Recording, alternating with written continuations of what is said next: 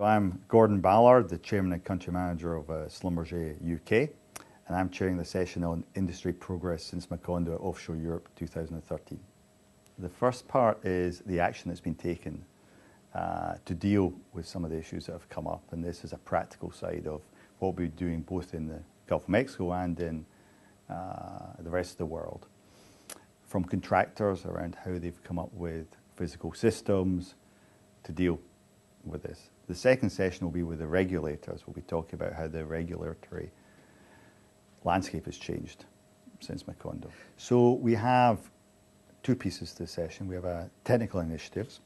Huub Koppes from Shell is going to talk about the subsea well response project.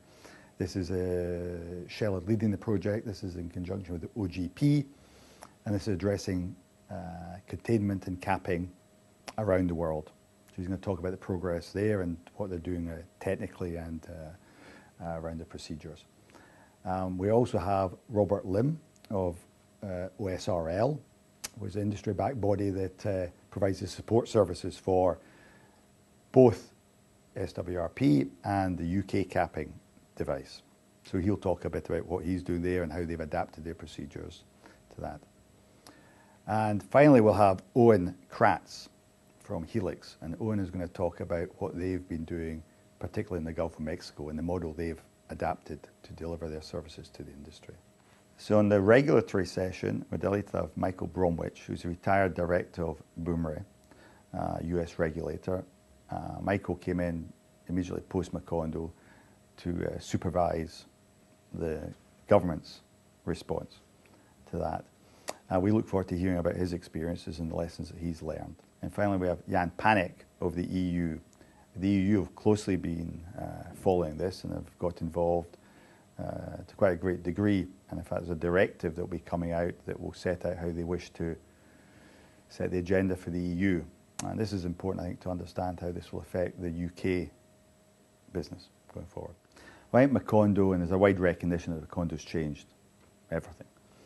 So these initiatives, both technical and regulatory, are setting the framework for the future. And they fundamentally have changed how we look at things like well integrity, how we look at responsibility, how we look at preparedness.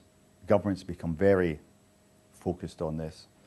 And it really has, I think, set the agenda for the next 50 years for offshore drilling, especially deep offshore drilling.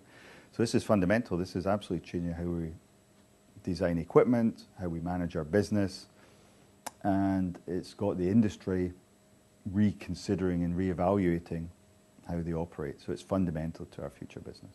So it's going to give people a great opportunity to understand what has been done around the world, not just in the United Kingdom, but also in the US, what has been done to address some of the concerns. It's also, I think, going to give them a very strong sense of what's going to happen in the future and the sense of direction that we have. And I hope that people go away with a feeling that this is an industry that knows what it needs to do and is dealing with things correctly.